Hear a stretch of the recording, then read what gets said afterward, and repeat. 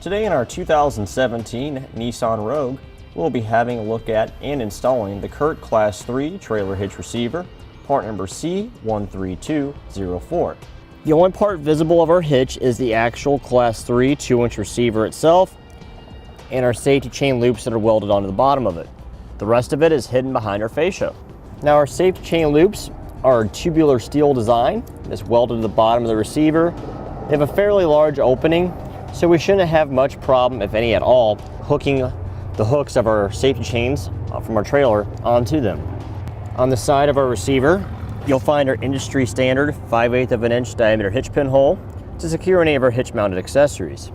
At the end of our receiver, we have this nice collar that's welded on to help reinforce the hitch and give it a nice finished look underneath our vehicle.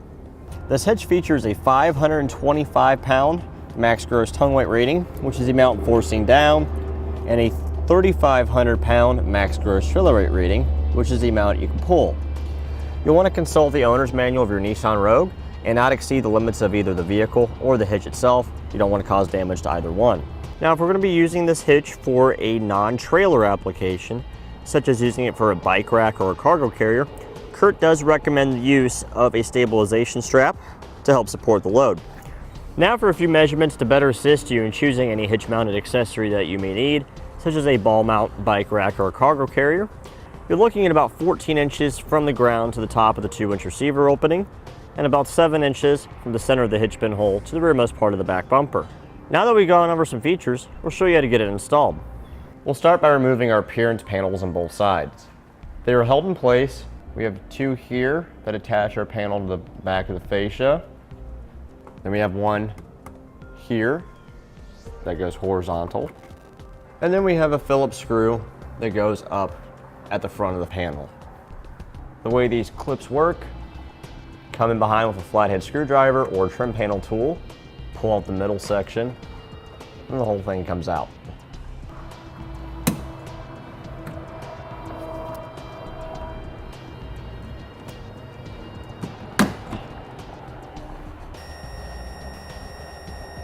It's actually a plastic fastener with the screw in it, not just a plain Phillips screw. So you have to kind of pull down on it while undoing the screw, then you can just grab the panel and pull it down. We will not be reinstalling it. You could if you wanted to do some extra trimming on it to make it work, but in our case, the panel's really not needed, so we're just gonna take it off so we can install the hitch easy.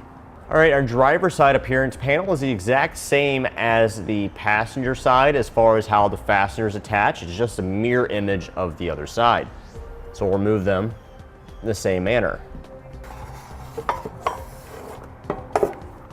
Okay, now we'll be removing our factory tow hook. It's on the passenger side of the vehicle. We have two 18mm bolts that go up into the frame rail.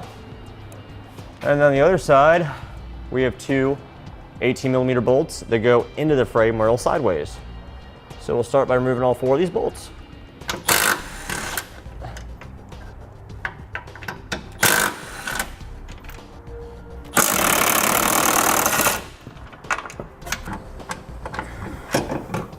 Okay, this will not be getting reinstalled.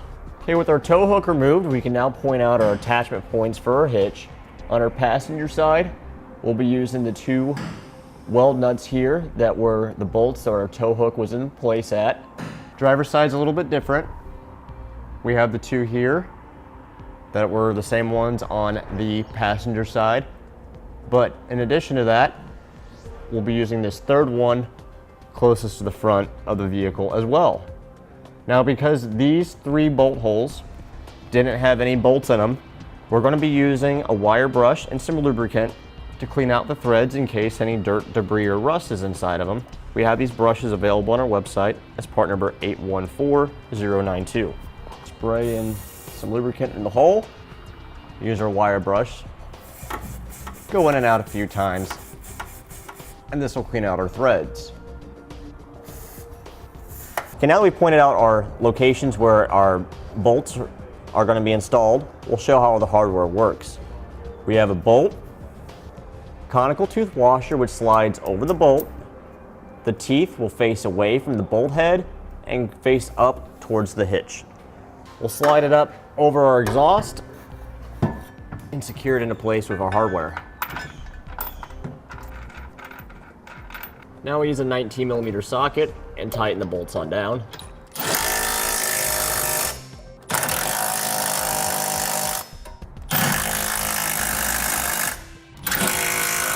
And now we'll torque all of our hardware using a torque wrench to the amount specified in the instructions. And that completes our look at and installation of the Curt Class 3 Trailer Hitch Receiver, part number C13204 on our 2017 Nissan Rogue. Click the link below to shop, learn more, or visit us at etrailer.com.